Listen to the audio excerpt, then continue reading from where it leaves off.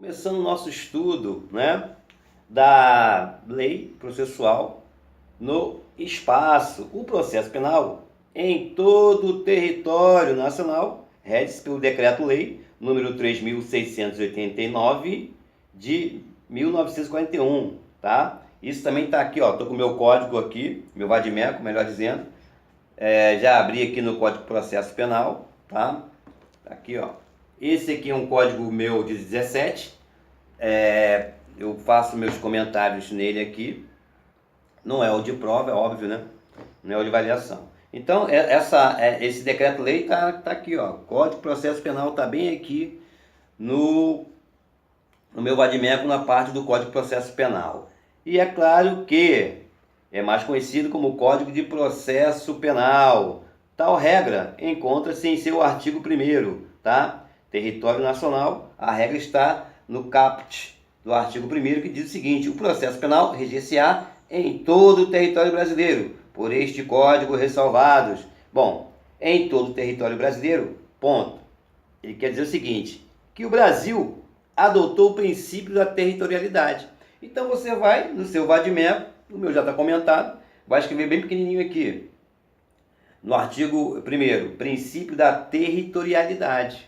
Porque o Brasil adota, quanto ao seu alcance, o princípio da territorialidade, ok? Vai lá no seu vadimeco, artigo 1º, e coloca. Segundo o qual, seus dispositivos, né? Dispositivos do Código Processual Penal, aplicam-se a todas as ações penais que tramitem pelo território brasileiro. Ações penais, nós já temos disponível no canal, né? Ações penais públicas e privadas. Ações penais públicas, quem é o legitimado, né? Ministério Público, né? Ações penais privadas, quem é o legitimado, vítima, ofendido, que é a mesma coisa, ou seu representante legal. A ação penal pública, ela se divide em condicionada e incondicionada. Incondicionada, o Ministério Público não precisa de autorização de ninguém, ele mesmo move a ação. Já a condicionada, nós vamos precisar da autorização, né, da vítima, ou ofendido, ou representante legal, ou então da requisição do ministro da Justiça. Não é ministério, né? Isso é pegadinha de prova, já casca de banana. Ok? Bom, de acordo com a exposição de motivos do referido decreto 3.689 de 41, a apresentação do seu projeto decorreu da necessidade de coordenação sistemática das regras de processo penal num código único, afastando-se peculiaridades existentes nos códigos estaduais. Ok? Bom, vamos ler agora, já que o artigo 1º utiliza o princípio da territorialidade, nós vamos falar agora das exceções, justamente, que vêm elencadas no inciso 1, 2, 3, enfim, tá ok? Então, a regra: o Brasil adota o princípio da territorialidade. Por quê?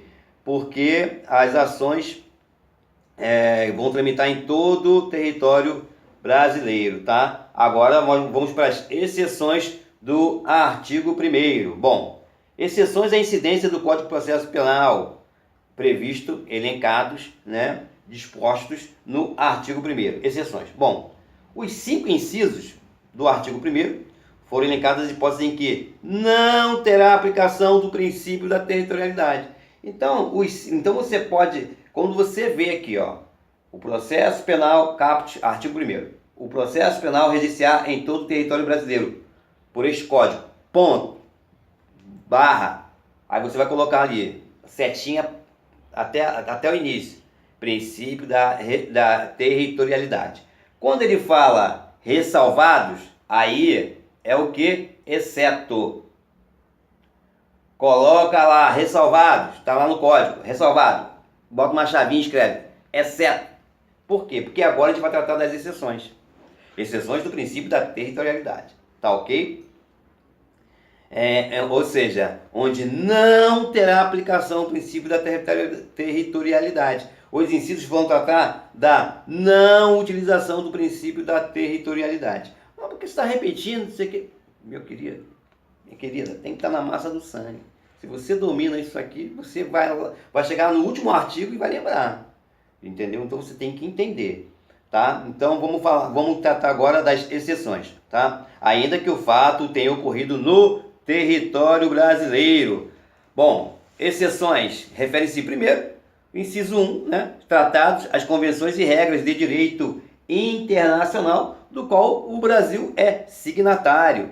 Os tratados, convenções e regras de direito internacional firmados pelo Brasil mediante aprovação por decreto legislativo, tá? Congresso Nacional, e promulgação por decreto presidencial, né? No caso, poder executivo, afastam a jurisprudência brasileira, tá? Ainda que o fato tenha ocorrido no território nacional, de modo que o infrator será julgado em seu país de origem, tá? É o que acontece quando o delito, o crime, é praticado por agentes diplomáticos e, em certos casos, por agentes consulares, tá? Insta, né? Bom saber, quanto a este aspecto, ressaltar duas convenções importantíssimas, convenções internacionais, pelo decreto legislativo número 103 de 64 e promulgada pelo decreto número 56.435 de 65, de acordo com o seu artigo 31, parágrafo 1º, os agentes diplomáticos gozam de imunidade de jurisdição penal no estado acreditado, ou seja, onde exercem suas atividades diplomáticas, tá? Não estando, porém, isentos da jurisdição do estado acreditante, país que representam. A função primordial das missões diplomáticas é representar o estado acreditante, ou seja, país que representam, né, país de origem, perante o estado acreditado onde exercem suas atividades. Artigo 3º, a linha A da Convenção. Por que é importante a gente assimilar esses termos? Acreditado, acreditante. Por quê? Porque é isso que vai cair em prova. O país de origem. Não vai falar país de origem, né? Ele vai falar o estado acreditante. Aí você que tem um cabedal de sinônimos, de vocabulário, você vai captar a mensagem. O estado acreditado, onde ele exerce a atividade, né? É onde ele está exercendo a sua diplomacia, o seu cargo de diplomata, tá? Nos termos do artigo 1º, a linha E, né, da Convenção, agentes diplomáticos são os chefes da missão, ou seja, embaixadores, e os membros que tenham a qualidade de diplomata. Esta imunidade de jurisdição é plena, ou seja, absoluta, não pressupondo que estejam no exercício de suas funções e estende-se aos familiares que com ele vivam no estado acreditado, onde exercem suas atividades, né? Artigo 37, parágrafo 1º, tá? O pessoal técnico e o administrativo, bem como os responsáveis pelo trabalho doméstico, também gozam desta imunidade, desde que o fato ocorra no desempenho das funções e desde que não sejam brasileiros nem tenham residência permanente no Brasil. Artigo 37, ou seja, não esteja prestando serviço, ou seja, é brasileiro e está trabalhando de cozinheiro, de motorista, enfim, né? Então, o que acontece? O pessoal técnico e administrativo, bem como os responsáveis pelo trabalho doméstico, também gozam desta imunidade, tá? Jurisdição plena, desde que o fato ocorra no desempenho das funções e desde que não sejam brasileiros nem tenham residência permanente no Brasil. O artigo 32 da Convenção estabelece que o Estado acreditante, ou seja, país que representa o país de origem, né, a seu critério, pode renunciar à imunidade de jurisdição dos seus agentes diplomáticos e das pessoas que gozam de imunidade nos termos do artigo 37, ou seja, o pessoal técnico, administrativo e também trabalho doméstico, ok? Importante, isso que eu acabei de falar, importante pra caramba, né? A cozinheira do embaixador, a elaboração da questão vai orbitar sobre isso. E a questão do acreditado, acreditante, estado acreditado, estado acreditante. IPC, importante pra caramba, caveirinha e marca lá, IPC, beleza? Tá. Bom, Convenção de Viena sobre Relações Consulares, aprovada pelo Decreto Legislativo 106 de 67 e promulgada pelo Decreto 61.078 e /67, de acordo com o artigo 43, top 1 desta Convenção de Viena, os funcionários e empregados consulares possuem imunidade de jurisdição, desde que referente a atos criminosos cometidos no exercício das suas funções consulares, né? É o caso do motorista, cozinheiro, jardineiro, que não seja brasileiro, tem residência, como foi falado ali, não tem residência, comete um crime dentro da embaixada, tá? Contra o embaixador, enfim. Bom, os cônsules não representam o Estado acreditante. Estado acreditante é o país que representa, o país de origem. Os cônsules não representam o Estado acreditante, importante, e sim os interesses comerciais, econômicos, culturais e científicos deste Estado, Estado de origem, e de seus cidadãos perante o Estado receptor, tá? Não representam o Estado acreditante. Logo, não gozam dessa imunidade, né? De jurisdição plena, tá? Imunidade de jurisdição plena. Atente para esse detalhe. IPC. Tribunal Penal Internacional, TPI, né? Tribunal Penal Internacional, no seu artigo 5º, parágrafo 4º da nossa Constituição da República Federativa do Brasil, inserido pela Emenda Constitucional número 45 de 2004, prevê que, abre aspas, o Brasil se submete à jurisdição de Tribunal Penal Internacional, TPI, a cuja criação tenha manifestado adesão, né? Desde que o Brasil seja signatário. No nosso caso, ele segue esse Tribunal Penal Internacional. Assim, ainda que um delito seja cometido no território brasileiro, havendo denúncia ao Tribunal Penal Internacional, o agente poderá ser entregue à jurisdição estrangeira. O agente que cometeu o crime, o delito, ok? O agente ativo, ok? IPC. O Tribunal Penal Internacional, TPI, foi criado em julho de 1998 pela Conferência de Roma. O Brasil formalizou sua adesão por intermédio do Decreto Legislativo número 112 de 2002, promulgado pelo Decreto número 4.338 de 2002, de acordo com o seu artigo 5º, tópico 1º, o Tribunal Penal, com sede em Haia, é órgão permanente com competência para o processo e o julgamento dos crimes mais graves que afetem a comunidade internacional no seu conjunto. Nos termos do Estatuto, o Tribunal Penal Internacional terá competência para processar e julgar, 2 pontos. Primeiro, crimes de genocídio. Segundo, crimes contra a humanidade. Terceiro, crimes de guerra. E quarto, crimes de agressão. Nem preciso falar que isso é importante, porque na questão lá discursiva ou objetiva, então, letra A, qual os crimes que podem ser julgados? Crime de genocídio e homicídio. Aí você, não, genocídio, beleza. Crime de genocídio e crimes contra a humanidade, aqui já tá legal. É assim que deve montar a questão. Crime de guerra e crime de lavagem de dinheiro, né? Ou então vai botar logo os 4, crime de genocídio, contra a humanidade, guerra e agressão. Opa, essa aqui, tá? Então são coisas que você tem que saber, porque na prova ele vai fazer aquelas, crime qualificado, né? Crime hediondo, não, crime hediondo não. Genocídio, humanidade, guerra e agressão. É aqui, rol, números clausos, rol fechado, né? Na prova que ele vai botar, crime hediondo aqui, mas crime hediondo realmente não, crime hediondo aqui no Brasil. Crime hediondo considerado no Brasil. Agora, esse crime de genocídio, contra a humanidade, guerra e agressão, é âmbito mundial, né? Internacional. Bom, as 3 primeiras categorias estão expressamente definidas no artigo 6º, 7º e 8º do decreto. Quais são? Crime de genocídio, contra a humanidade e crime de guerra, tá? Os crimes de agressão deverão ainda ser definidos. Artigo 5º, tópico 2. Ainda deverão ser definidos.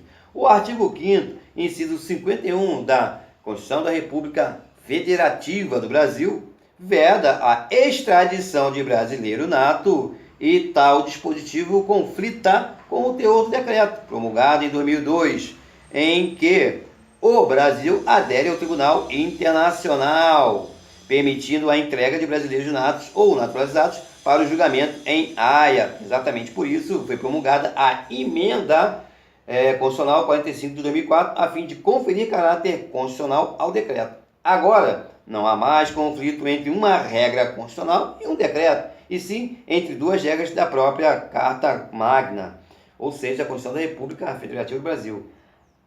A doutrina, contudo, harmonizou o conflito entre a permissão de entrega de brasileiro ao Tribunal Penal Internacional, TPI, e a vedação, ou seja, a proibição da extradição de brasileiros natos, justificando que o instituto da entrega é diferente da extradição. IPC.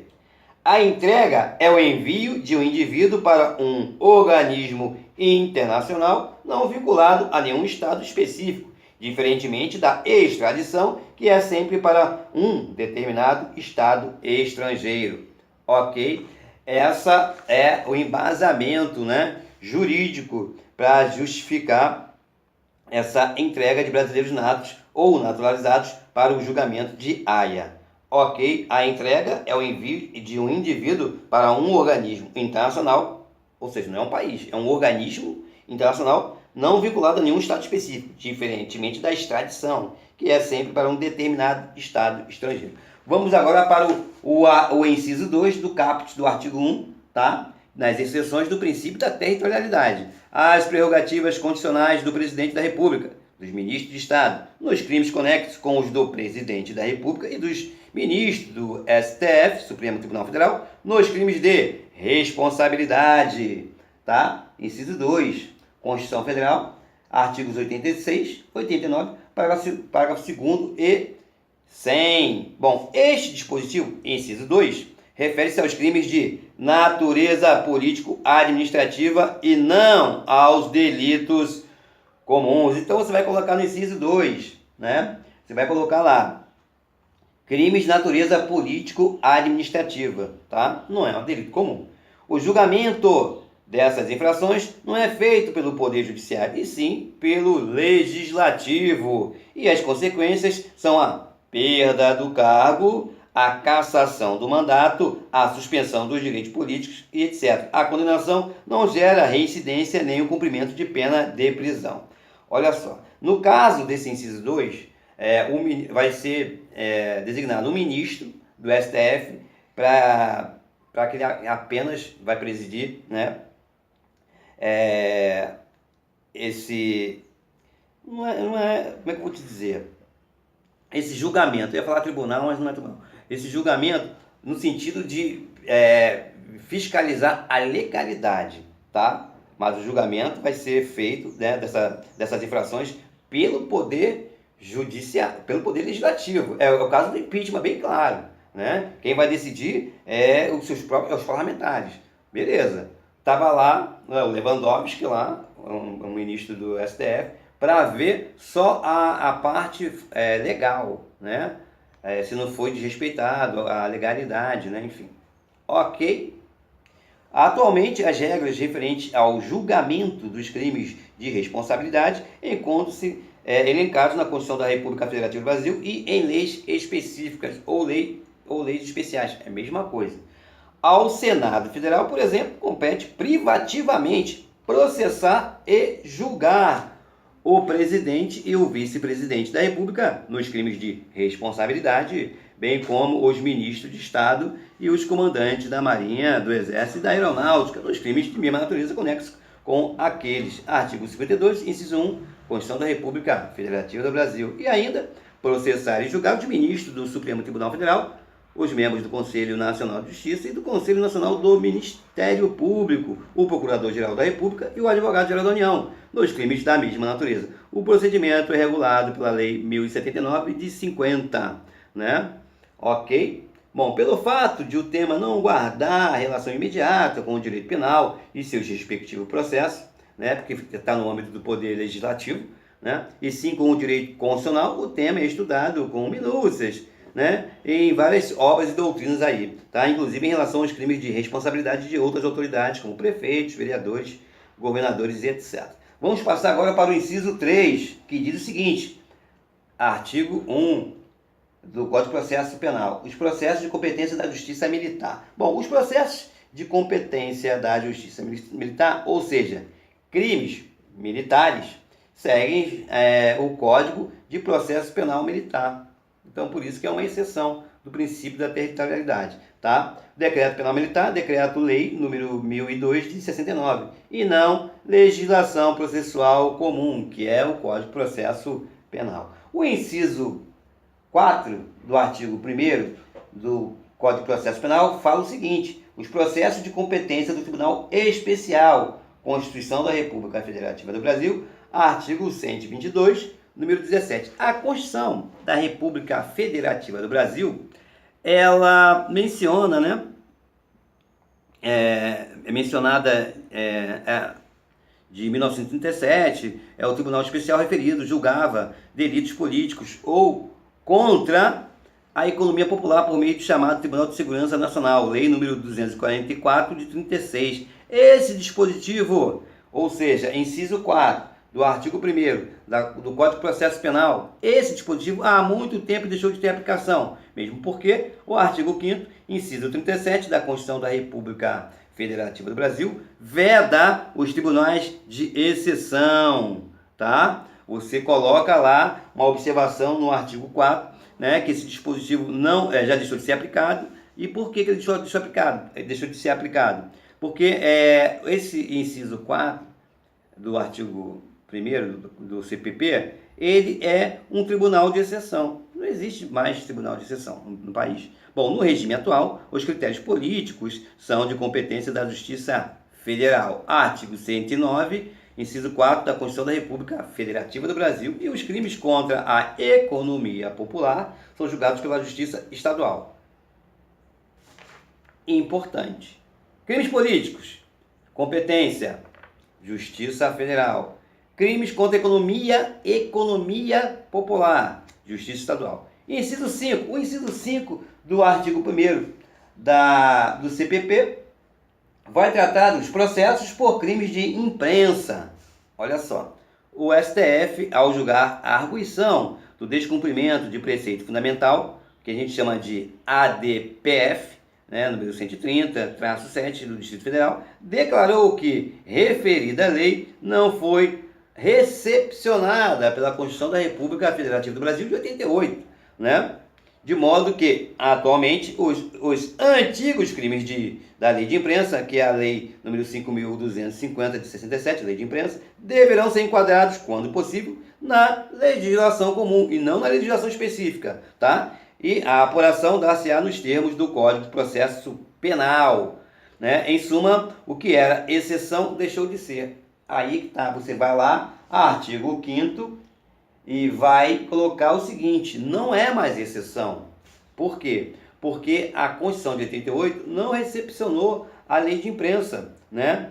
Foi devido ao julgamento da ADPF pelo STF, né? Bom, então, deverão ser enquadrados, quando possível, na legislação comum, os antigos crimes de imprensa, tá? E a apuração dar-se-á nos termos do Código de Processo Penal, né? Ou seja, a exceção deixou de ser.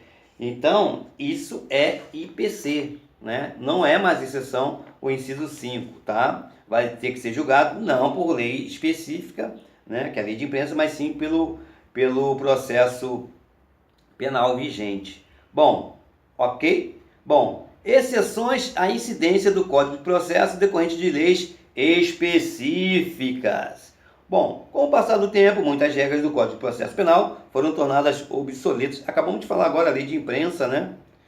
Também falamos também do Tribunal de Segurança Nacional, que é um tribunal de exceção, que também não existe mais, né? De modo que o legislador optou por aprovar algumas leis especiais que excepcionam a aplicação do Código de Processo Penal em relação à apuração de determinados crimes, como, por exemplo, os crimes ligados a drogas, cujo rito, né, é integralmente regulado pela lei específica, Lei número 11.343 de 2006, ou Lei de Drogas, ou Lei Antidrogas, dependendo da doutrina que se for adotar. Os crimes falimentares, cujo rito, né, o processo, né, é pela Lei número 11.101 de 2005, as infrações de menor potencial ofensivo, tratadas pela sua totalidade da Lei 9.099 de 95, ou seja, infrações de menor potencial ofensivo, não passam de 2 anos a sua pena. Aí nós temos aí a TCO, né, a transação penal, né, termo circunstancial de ocorrência, você assina ali e você cumprindo o TCO ali, o termo circunstancial, você cumprindo, sua ficha fica limpíssima, você é primário, enfim, já foi tratado em estudos passados e está disponível no nosso canal, nosso canal. Extraterritorialidade da lei penal e territorialidade da lei processual. Estou com tempo? Estou. Não se confunde o fato criminoso com o processo penal que o apura. De novo, não se confunde o fato criminoso com o processo penal que o apura. Quando uma infração penal, né, quando um crime é cometido fora do território nacional, em regra, não será julgado no Brasil. Em regra, toda regra tem exceção. Existe, entretanto, algumas hipóteses excepcionais, ou seja, existem exceções de extraterritorialidade da lei penal brasileira, em que será aplicada a lei nacional, a lei brasileira, embora o fato criminoso tenha se dado no exterior, fora do âmbito do nosso território. Exemplo, crime contra a vida ou a liberdade do presidente da República. Artigo 5º, inciso 1, a linha A do Código Penal, tá? E é evidente que o trâmite da ação penal observará as regras do Código de Processo Penal brasileiro, no caso, ação penal pública, né? Pela óbvia circunstância de ação tramitar no Brasil, em suma, a lei penal nacional pode ser aplicada a fato ocorrido no exterior, ou seja, extraterritorialidade da lei penal. Mas a ação penal seguirá os ditames da lei processual brasileira, territorialidade da lei processual penal. Eu falei em extraterritorialidade da lei penal, Código Penal, e agora estou falando da territorialidade da lei processual penal, Código de Processo Penal. Para que fosse possível se falar em extraterritorialidade das regras processuais nacionais, seria preciso que o Código de Processo Penal brasileiro fosse aplicado em ações ou em ação em tramitação no exterior, o que não é cabível, o que não procede, o que não existe. Então, fica aqui o nosso estudo, né, de lei processual no espaço. Vamos ter aí uma outra aula, né? Nós vamos estudar juntos um novo estudo sobre lei processual penal no tempo. Até breve, um abraço!